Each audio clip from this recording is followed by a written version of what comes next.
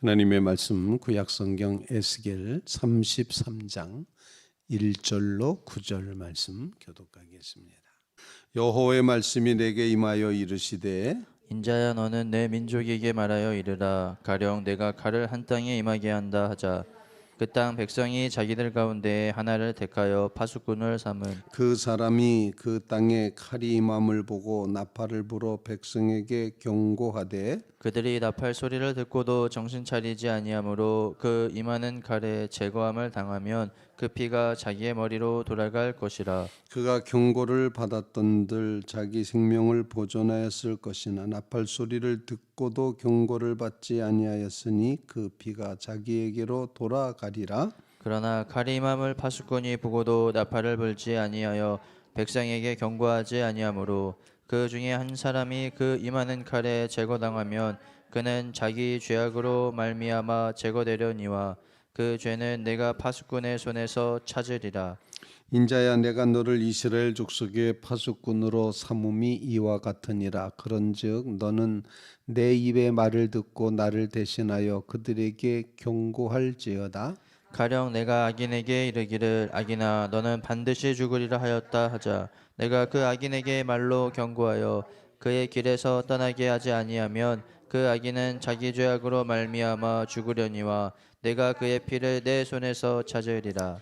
다 같이 그러나 너는 악인에게 경고하여 돌이켜 그의 길에서 떠나라고 하되 그가 돌이켜 그의 길에서 떠나지 아니하면 그는 자기 죄악으로 말미암아 죽으려니와 너는 내 생명을 보존하리라. 보존하리라. 살아계신 하나님의 말씀입니다. 파수꾼의 사명을 다해서 경고했는데도 백성이 듣지 않으면 백성은 그 죄 때문에 죽는 것이지고 파수꾼의 생명은 보존하게 된다. 왜? 사명을 다했기 때문에. 그런데 파수꾼이 졸다가 경고하라 그랬는데 경고하지 않았는데 결국에는 적군이 이제 쳐들어와서 자기 백성이 죽었으면 그 백성의 죽음도 자기 죄 때문에 죽는 것이지만 그 생명의 값은 파수꾼에게 이제 책임을 묻겠다.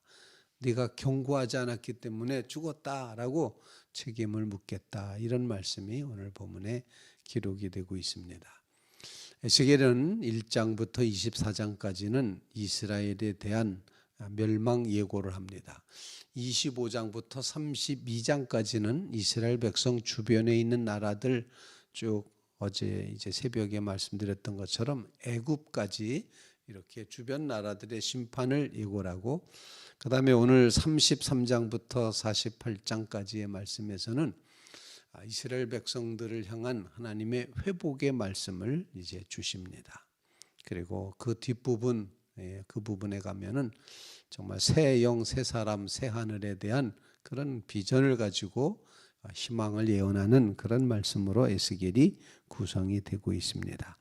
오늘 희망을 주는 첫 번째 말씀 가운데 하나님께서 에스겔에게 사명을 줬다. 내가 너를 파수꾼으로 삼았다. 이렇게 말씀합니다. 7절 말씀 인자야 내가 너를 이스라엘 족속의 파수꾼으로 삼음이 이와 같으니라. 그런즉 너는 내 입의 말을 듣고 나를 대신하여 그들에게 경고할지어다.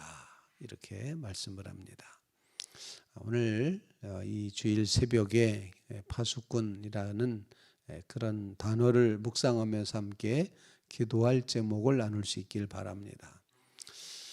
파수꾼의 첫 번째 사명은 경성하고 있어야 된다 하는 것입니다. 경성하다, 자기를 깨우쳐 각성한다 이런 표현입니다. 깨어 있어야 된다는 얘기죠.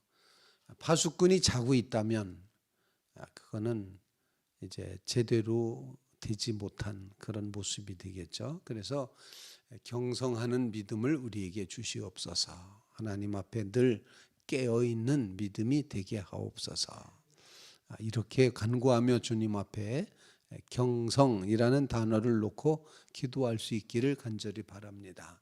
하나님이 에스겔을 파수꾼으로 삼으셨는데 파수꾼은 항상 깨어 있었습니다.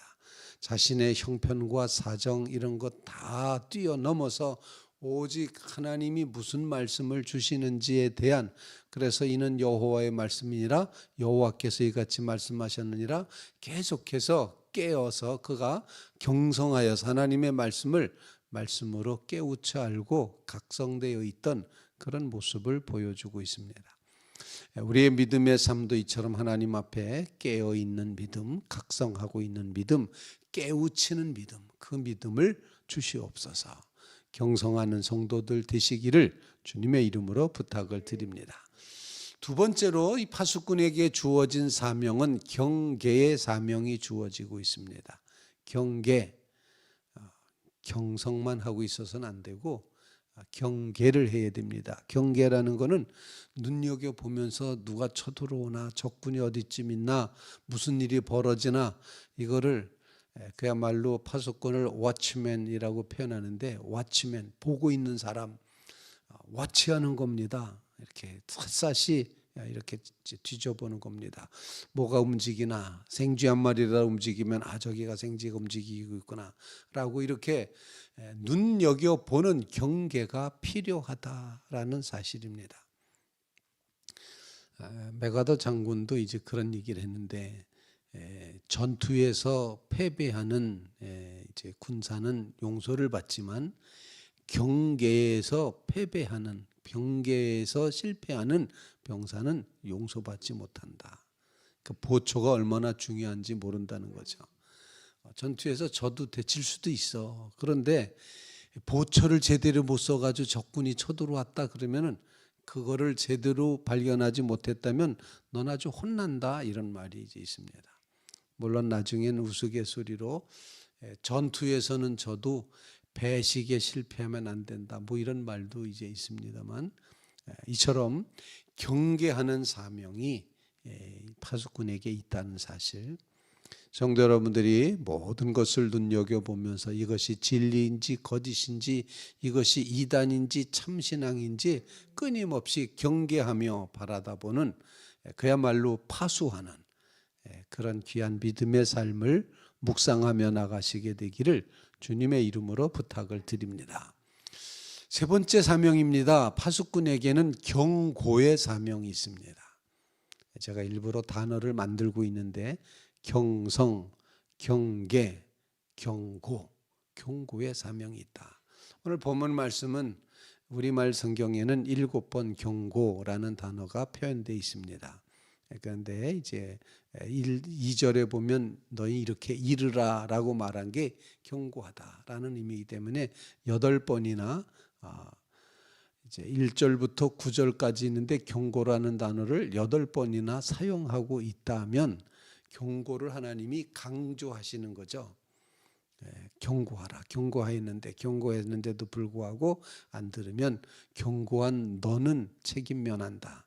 근데 내가 경고하지 않아서 만약에 그들이 경고를 듣지 못해서 망했다면 너희가 책임이 있다, 이렇게 말씀하시는 경고하라, 경고하라, 경고하라 이렇게 말하고 있는 것입니다. 경고한다는 건 결국에는 외치는 겁니다. 소리치는 겁니다. 야, 도둑이다, 야, 적군이다, 야, 쳐들어온다, 빨리 숨어라 라든지, 빨리 대적을 이제 준비하고 이제 싸울 준비하라든지, 이렇게 피난 가라든지 이렇게 표현하는 이 경고의 사명이 이제 파수꾼에게 있다는 것입니다. 우리의 삶 가운데 이처럼 하나님의 말씀이 울려 퍼질 때 우리 스스로 경고의 자리에 설 수 있는 믿음의 성도들이 꼭 되시기를 주님의 이름으로 부탁을 드립니다. 본문을 읽으면서 저는 그런 생각했습니다. 하나님 자신이 파수꾼이시겠구나. 하나님 자신이 우리를 파수하시고 계시는구나. 이런 사실을 기억하게 됩니다. 또 하나님께서는 오늘 본문에 있는 것처럼 에스겔을 파수꾼으로 삼으시는구나. 세 번째로 묵상하게 되는 것은 하나님은 이 시대에 우리로 하여금 파수꾼이 되기를 원하시는구나. 하나님 자신이 파수꾼이 되셨고, 하나님이 에스겔에게 파수꾼이 되라고 하시고, 그리고 이 말씀을 읽는 우리도 파수꾼의 사명으로 살아가라고 하시는구나. 그러므로 우리는 파수꾼이 되어서 경성하게 하여 주시옵소서. 경계하는 것을 늦추지 말게 하여 주시옵소서. 그리고 경고하여 나팔을 울리는 사명을 감당하게 해 주시옵소서. 그런 간구를 주님 앞에 꼭 올릴 수 있기를 간절히 바랍니다. 사람들이 말 참 안 듣습니다. 경고해도 안 듣습니다. 이렇게 하면은 병 걸려라고 경고해도 안 듣습니다. 이리로 가면 죽어 그래도 그 길로 갑니다. 정말 이 경고의 사명이 얼마나 심각한지. 그냥 죽든지 말든지 경고한다, 너 알아서 해라 이렇게 하는 것이 아니라 여기서 경고한다는 아주 목숨을 내놓고 책임지겠다는 그런 마음으로 하나님의 뜻을 이제 선포해야지 되는 것을 표현하고 있습니다. 그래서 목숨 걸고 예언자들이 이제 말씀을 전합니다. 목숨 걸고 하나님의 말씀을 전하는 것이 사명자다, 파수꾼이다. 사랑하는 성도 여러분들의 삶에 이처럼 하나님의 말씀을 전하는 이 경고의 사명에 우리의 목숨을 걸겠습니다. 있는 힘을 다하겠습니다. 이런 신앙 고백으로 오늘 하루를 살아가는 믿음의 성도들 다 되시기를 주님의 이름으로 부탁을 드립니다.